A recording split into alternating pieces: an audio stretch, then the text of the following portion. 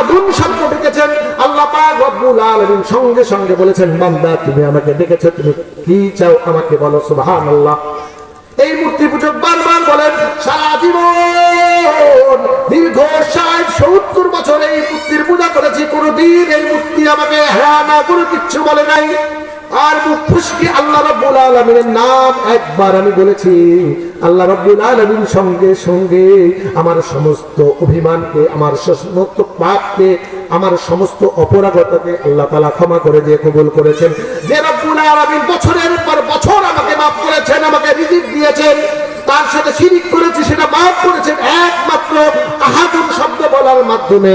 আমি বুঝতে পেরেছি এই রব্বুল আলামিন সঠিক। এই যে মূর্তি পূজা এতদিন আমি করেছি এগুলো সব মিথ্যা মিথ্যা। সম্মানিত হাজির, এই জন্য আল্লাহ রাব্বুল আলামিনকে ডাকতে হবে গাও মানবকে। আল্লাহ রাব্বুল আলামিন বলেন, উদউ আস্তাজিব লাকুম। সূরা মুমিনের ৬০ নম্বর আয়াতে আল্লাহ পাক বলেন, বান্দা তোমরা আমাকে ডাকো, আমি তোমাদের ডাকে সাড়া দেব।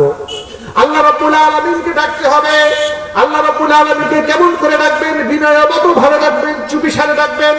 আর এক স্থানে রাসূলুল্লাহ সাল্লাল্লাহু আলাইহি সাল্লাম বলেছেন, ইন্না লিল্লাহি তাআলা তিসআতাও ওয়া তিসঈনা ইসমান মান আহসাহা দাখালাল জান্নাহ।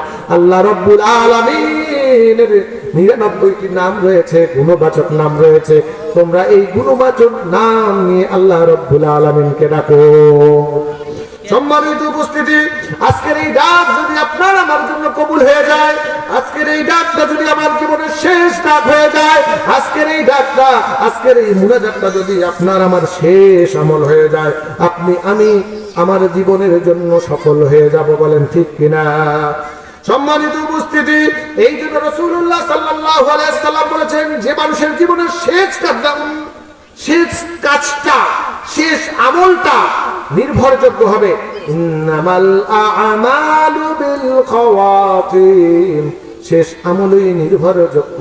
যদি আপনার জীবনের শেষ ধাপটা, যদি শেষ বিশ্রামটা, যদি শেষ আলোচনা, যদি শেষ বক্তব্য শোনা, যদি শেষ তানসাদ্দা যদি এই মাহফিলের কারণে হয়, আল্লাহর হাবিব বলেন, ইন্নামাল আ'মালু বিল খাওয়াতিম, শেষ আমলই নির্ভরযোগ্য।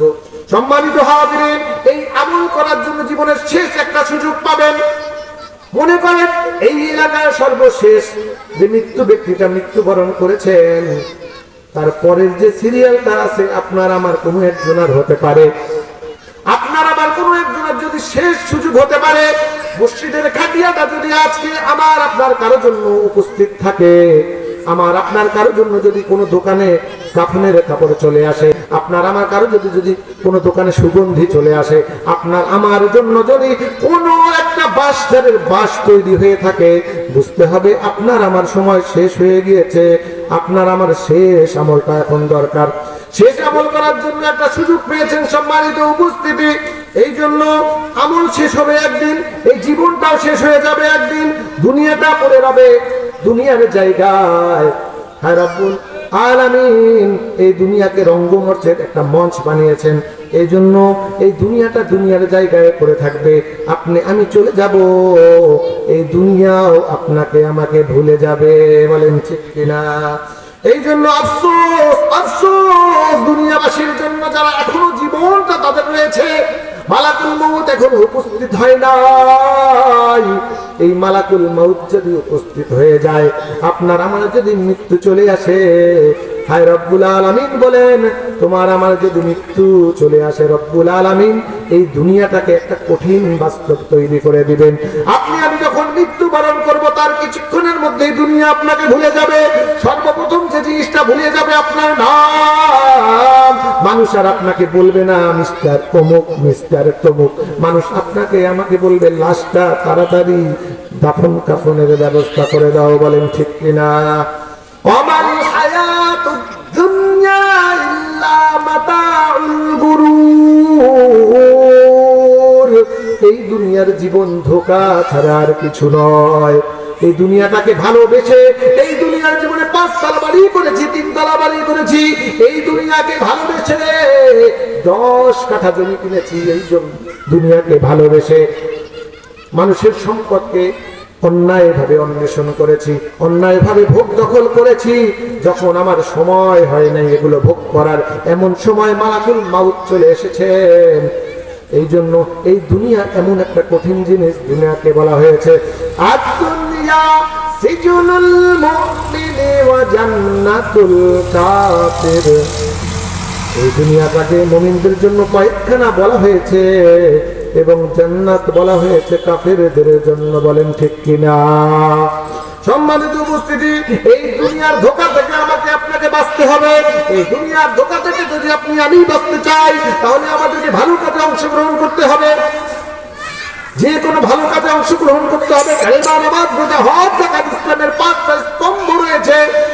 এই দুনিয়া থেকে যদি আমরা ভালো কিছু পেতে চাই, তবে এই দুনিয়ার মধ্যেই তা অন্বেষণ করতে হবে। বলেন ঠিক কিনা?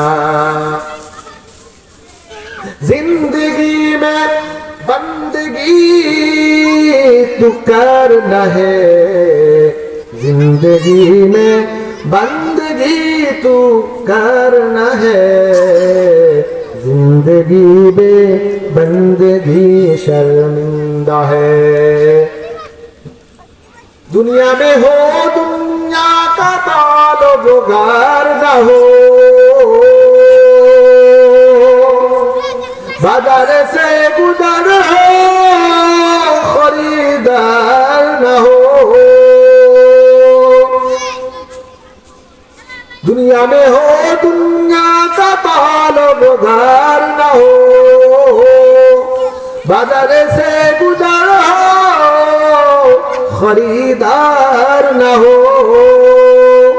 ये दुनिया एक मिसले कागज फूल है, ये दुनिया एक मिसले कागज फूल है।